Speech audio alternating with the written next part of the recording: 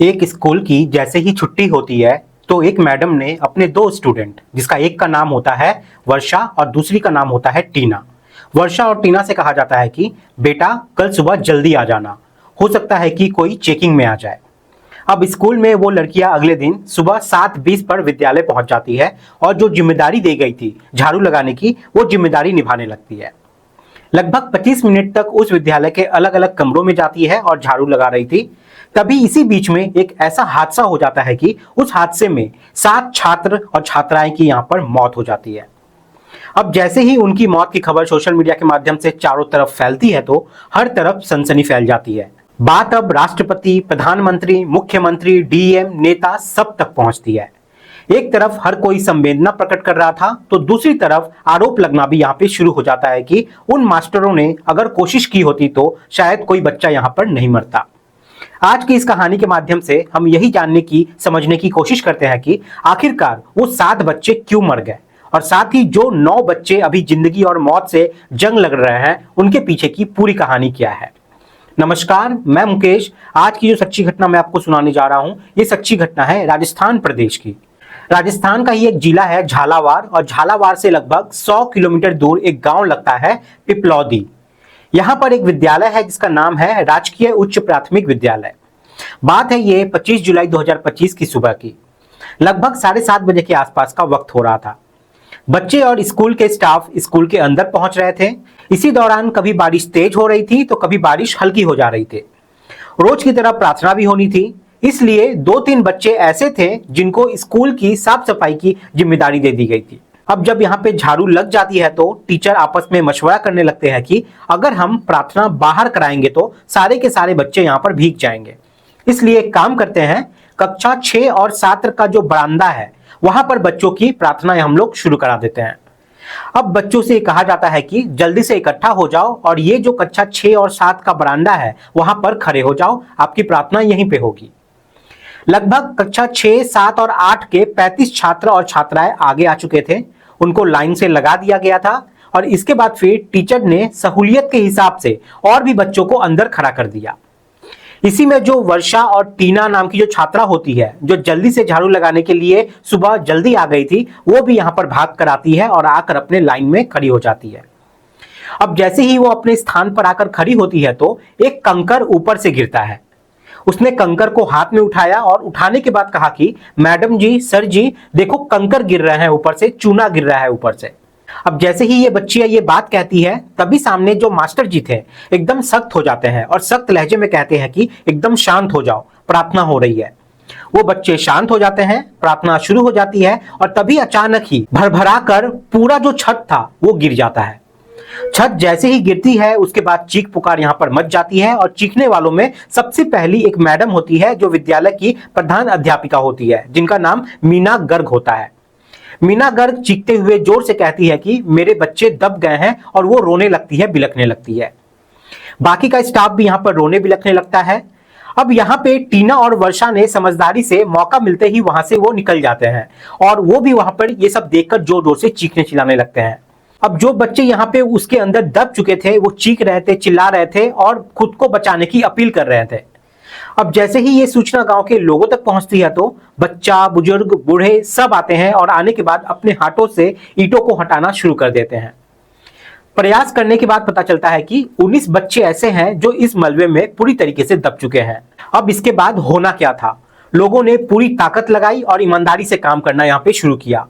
नजदीकी police station को भी यहाँ पर सूचना दे दी जाती है। रेस्क्यू अभियान शुरू हो जाता है और जैसे जैसे बच्चों को निकाला जा रहा था उन्हें यहाँ से लगभग 15 किलोमीटर दूर एक हॉस्पिटल में ले जाया जा रहा था।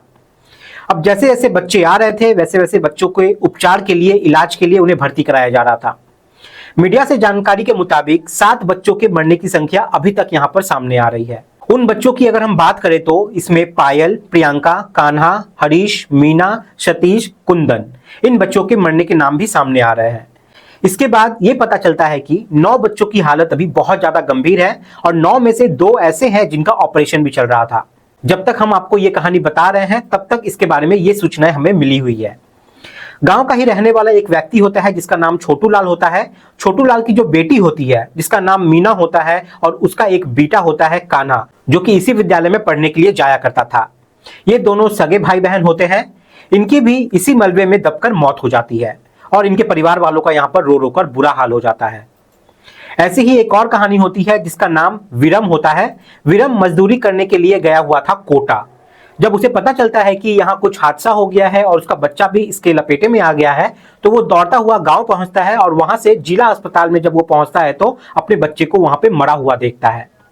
अब इसका भी यहाँ पर रो रो कर जो है वो बुरा हाल हो जाता है। इसी बीच में प्रशासन की टीम मौके पे पहुंचती है, रेस्क्यू अभियान शुरू हो जाता है। बच्चों को जैसे ही बाहर यहाँ से निकाला जाता है, सबसे पहले उस बिल्डिंग को पूरी तरीके से गिरा दिया जाता है ताकि कोई दोबारा हादसा यहाँ पे ना हो जाए। लेकिन अभी गिराने का क्या मतलब, इसको पहले करना था।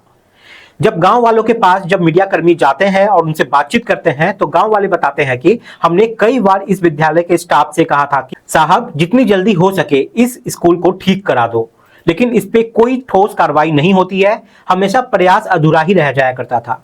हालांकि जैसे ही इस हादसे की खबर होती है, इसके बाद प्रदेश सरकार जाग जाती है और 200 करोड़ तुरंत जारी कर दिए जाते हैं ताकि जितने भी जर्जर भवन है, विद्यालय है, उनको चिन्हित किया जाए और सही किया जाए।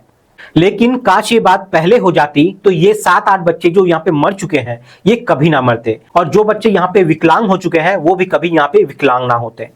अब चाहे पैसा जारी करे या फिर इनके परिवार को बहुत मोटा मुआवजा दे या इनके परिवार के लोगों को नौकरी का भरोसा दे, कुछ भी करे, लेकिन जो गया है वो कभी वापस अब लौट कर नहीं आएगा। दरअसल जिम्मेदारी तो शिक्षक लोगों की ही है, लेकिन वहां पर राजनीति बहुत ज्यादा होती है, व्यवस्थाएं बहुत गड़बड़ है। जो सहायक अध्यापक होते हैं उनके हाथ में पावर नहीं होती, वो चाह कर भी इसमें कुछ नहीं कर पाते। जो वहां के टीचर होते हैं वो अपनी नौकरी बचाने के लिए चुप रहते हैं। जब यहाँ मीडिया ने डीएम साहब से पूछा कि आप इस मामले में क्या कहना चाहते हो, तो वो कहते हैं कि इस विद्यालय को जर्जर भवन की सूची में लाया ही नहीं गया था, यानी कि कोई विद्यालय की तरफ से शिकायत की ही नहीं गई थी, और जब शिकायत की ही नहीं गई है तो हम उसे ठीक कैसे कराते। अब इसका मतलब साफ है कि यहाँ पे प्रधानाध्यापक की गलती तो जरूर है। अगर इस विद्यालय के स्टाफ ने लिखित में शिकायत की होती तो शायद ये हादसा ना होता। उन्हें बस अपने से मतलब होता है, अपने सैलरी से मतलब होता है, लेकिन उन्हें नहीं पता कि वो शायद अब बहुत लंबे समय तक एक उलझन में फंसने जा रहे हैं। अब जैसे ही ये खबर वायरल होती है, इसके बाद मीना गर्ग, जावेद आलम, रामविलास, कन्हैया लाल सुमन, बद्रीलाल लोधा, इन सबको तत्काल प्रभाव से निलंबित कर दिया गया है। हालांकि सस्पेंड होने के बाद ये बहाल तो जरूर हो जाएंगे, लेकिन यदि इनके खिलाफ 302 की धाराएं बन जाए, जो कि हत्या की धाराएं बनती है, तो शायद पूरी जिंदगी ये मुकदमा उनका पीछा नहीं छोड़ेगा। दूसरी तरफ अगर जांच अधिकारी की बात करें तो ज्यादातर तो सिर्फ कमीशन के नाम पे ही घूमने जाते हैं। अगर ये लोग अपना जिम्मेदारी से काम करें तो इस तरीके की घटना जो है उसे रोका जा सकता है। गांव साइड में ज्यादातर करप्शन इस तरह से जकड़ रखा है कि क्या ही कहा जाए। वहां के टीचरों को पढ़ाई में जनवरी फरवरी की स्पेलिंग तक नहीं आती है, लेकिन लाखों का महीना ले जा रहे हैं। ये बहुत बड़ी शर्मनाक बात है और मुझे समझ में नहीं आता है कि ये सब हो कैसे रहा है। वाकई सरकारी विद्यालयों का जो सिस्टम है वो निचले स्तर से भी गया गुजरा हुआ है, और ये सब चीज कब तक ठीक होगा ये हम आपको बता भी नहीं सकते। अगर मैं अपनी बात कहूं तो अगले 50 सालों तक इसमें कोई सुधार की गुंजाइश दिखाई नहीं दे रही है, और ये सब चीज नेता लोग सभी जानते हैं।